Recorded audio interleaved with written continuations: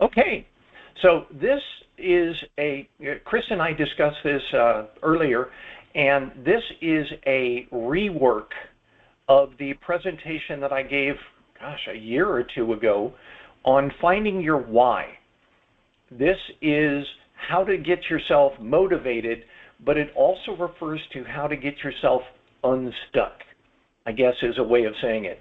If you feel like your cybersecurity mentee program is just slowed down, or you're just not seeing the stuff that you think you should be seeing on Indeed, and you're sort of like, is this really going to work for me? Well, that's what this slide show, this information should help. And I call it Re-Energizing when you feel stuck. I could have given it 6 different names, but that was the fun one. Why you need a why. And does everybody understand what I mean when I say why? If not, you'll learn about it momentarily. So I started with this. How stuck do you feel? Do you feel like you're a little bit stuck? You're going a little slower than you anticipated? Or, like a guy on the right, you're at a dead stop. And you're asking yourself, am I on the right path? Am I doing the right things? Why don't I just go, get a job at a gas station? Well, there are, these sorts of things are common. They occur as part of human nature. There are going to be times where you're going to go faster, and there are going to be times where you go slower. It's just what happens. Life is in cycles, and sometimes the cycles are all over you, and you feel like you're overwhelmed. But sometimes the cycles are all going in the right direction, and you feel like you're going at supersonic speed. Just be aware that the cycles occur, and you just need to realize that that will happen. Okay? Your approach is the same, whether you're slowed down a little bit or whether you feel like you're at a dead stop. Realize that the energy to get restarted starts with you, and it starts with your head. So let's talk about that. The important thing here is to understand what motivates you. And I wanted to share about this. Many of you may know that I am an amateur radio operator. I'm certified. I got my license. It's a 3-level license, and I went through all 3 levels over the course of 1 year and got all 3 of them. So I am now licensed to do anything worldwide in amateur radio. But many of you probably don't know why. Why would somebody do that sort of thing? So I wanted to share with you, because sometimes it's not what interests you that drives you. With me, there were 2 main drivers about me getting into amateur radio. The first was I was in the Pentagon on 9/11 when everybody's cell phones stopped working. Everybody. And everybody in the Pentagon, before they hit the building, everybody's internet stopped working because everybody was trying to get on at the same time. So we had congestion, which literally froze our communications. I went about half a day without being able to contact my family and let them know I had survived. So over time, I said, I didn't like that. That felt horrible. What else can you do? And amateur radio came up because amateur radio is not commercial. It's a bunch of people that do this like a hobby. And they monitor and they manage their own frequencies. They have what are called repeaters, which were located, there's like a dozen of them around Washington, D.C., and all you have to do is have a license and the right radio programmed to the right frequency, and you can talk to anybody and say, for example, hey, can you please call my family and let them know that I'm okay? Something like that. So it wasn't that amateur radio looked cool. It's that it had value to me so that when something like this happens in the future, I'm not left without communication. And the number two reason is that my wife developed spinal issues and has had over a dozen orthopedic surgeries. So she has slowed down greatly in all of the things that we used to do when we first got married and when we were first dating. We, Zoom over here and drive over here and spend days doing this or whatever. But now it was a case of, I need to stick around the house. So with amateur radio, I could literally put a wire up in my backyard. I could stay local, but talk globally. And that was cool. I could stay at home and help my wife and my farthest contact, this is something I'm real kind of proud of because I didn't do it very frequently. My longest contact from Maryland was to talk to some guy in Zagreb, Croatia. And for me, that was so cool. And it was a wire in my backyard, a wire. So it was fun. And so that is kind of the fun stuff. But it allowed me to, still have this global focus while I was staying local and tending to my wife. So what motivates you may not be, oh, I like this. And you were working full-time as well. Oh, and my wife says I was working full-time as well. So it allowed me to do stuff that was fun and still be able to be around for her and do my regular work. So just wanted to share that. Your motivation is personal. My motivation is not the same as yours. The things that interest you probably don't interest everybody. So you have to think about this. You've got to be introspective. Your motivation could be something like, I want to lose weight because I want to be healthier. Or I want to be healthier, and guess what? I'm going to lose weight while I do that. You could be because you want to support a disabled family member. That's why you want to get into cybersecurity, because the pay's good. But it's not because you want to buy a Maserati. It's because you want to help your mom. Okay? Think about what motivates you. Avoiding family health problems. Reference to, I want to go out and start running in the morning. You want to retire early so that you can spend more time with your family. You want to reverse family poverty. You want to be the first person in your family to get a degree. You don't know. I don't know what motivates you, but you need to think about this and say, what causes me to feel energized in certain directions? And the last one, achieve lifelong dreams. Maybe you want to go to Fiji. Man, you want to go to Fiji. Well, there's a way to do it, okay? Just something to think about. As you're thinking about this, here's part of the reason why it's valuable. If you're looking for a great career, you are less likely to just fall into it than you are to achieve it if you've set that as one of your goals. Okay? So think about what your goal should be, or what your, where you want to be. I had a conversation during an interview, and every recruiter and everybody that was in my classroom recoiled in terror when I said this. But I understood the entire circumstance. I was in an interview for a job that was a life changer for me. Absolute life changer. I went up 7 grades in less than 3 years in civil service. Just incredibly fast. And the guy sat there and he said, so where do you see yourself in 5 years?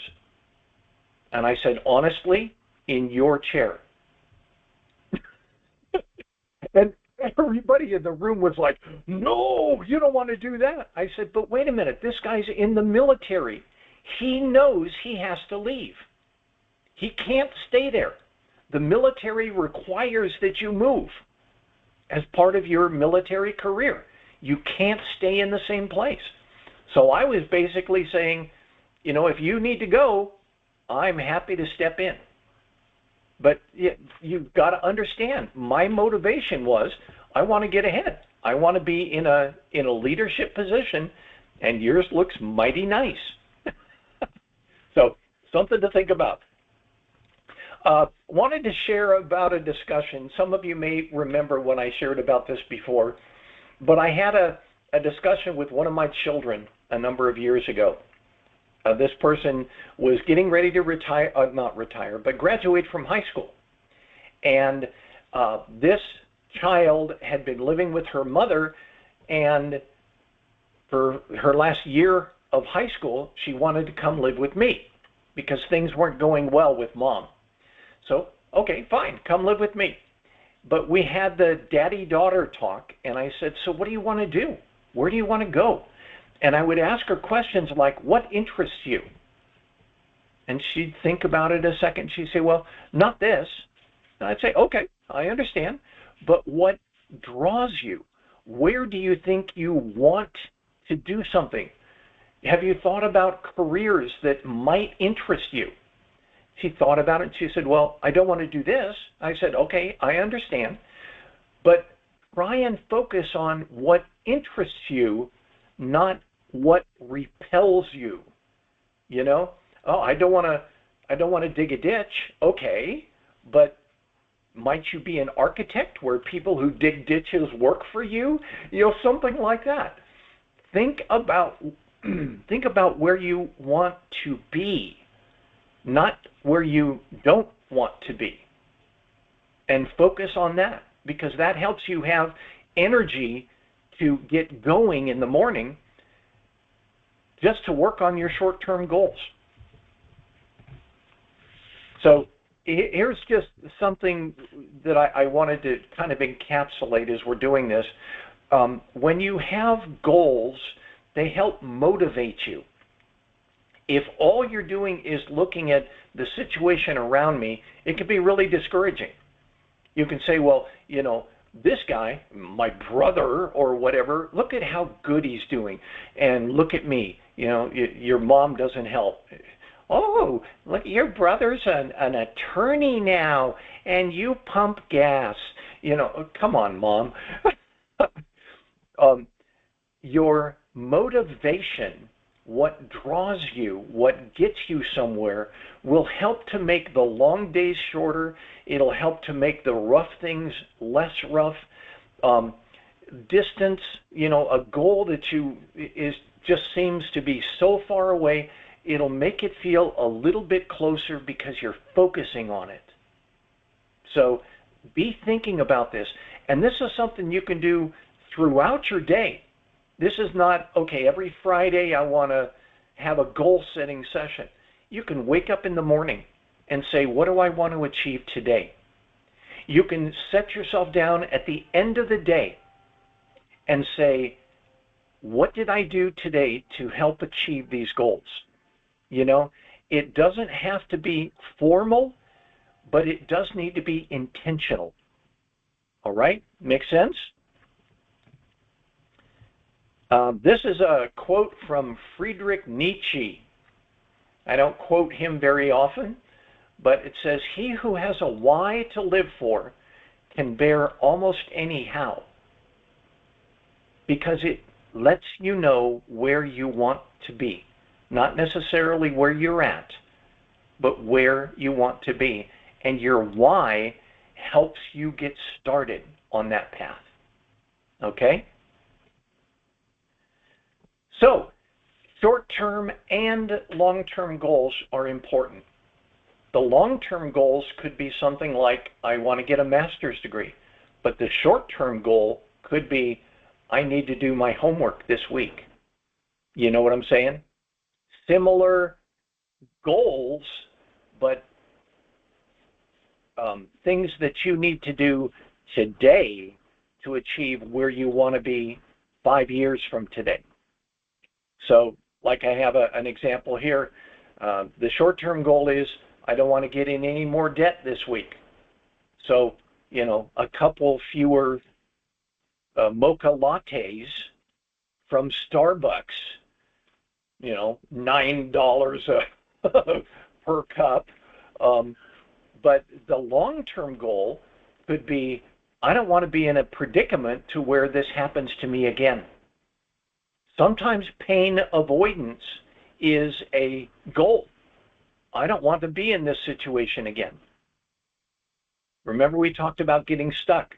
What if you're, you know, really stuck and you say, how do I keep from being really stuck in the future? That's a goal. Here's another one. The short-term goal, I want to get up every morning and go for a walk. The long-term goal, I end up losing 30 pounds because I set and achieve those short-term goals. Okay? Make sense, guys? Yep. Another example for me. There was a period of time a number of years ago that I was literally managing 4 estates all at once. My mom had gotten sick and wasn't doing well, and then she passed away. I was one of the executors of the estate. My sister was the other one, but then she got sick. So next thing I know, I'm managing my mom and dad's estate and my sister's estate, and my wife and I had flown here to Arizona to help out, but we still had a home and household goods and everything back in Maryland. So I was literally managing mom and dad's stuff, Judy's stuff, our stuff here in Arizona, and our stuff back in Maryland. And the reason for it, there was nobody else to do it. No one else was going to get this done. And it affected my entire family. So I stepped in and said, I got to do this. And it took work almost on a daily basis to make sure that none of the things fell short. But that's, sometimes you're placed into a situation where you just have to manage within that situation. So work your way through. Tell yourself it's just temporary. And I'm needed here. So I didn't do it reluctantly. I did it with some energy saying, I'm going to get through this. And my family will not be negatively affected as a result of what I've done or what I, didn't do. Okay? So ask yourself these questions. These are the important questions. What drives me? And again, it's intensely personal. Caring for my disabled brother. My desire to retire by the time I'm 50.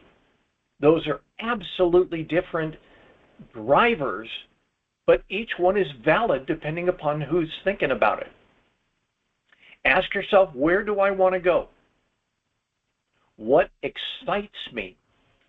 What do I enjoy doing? Where's the joy I get?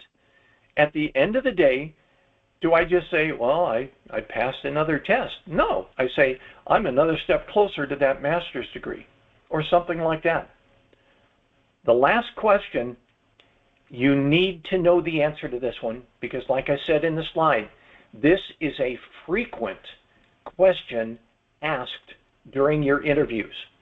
And it's asked more and more the higher you go in your organization. I'm asked that almost every time.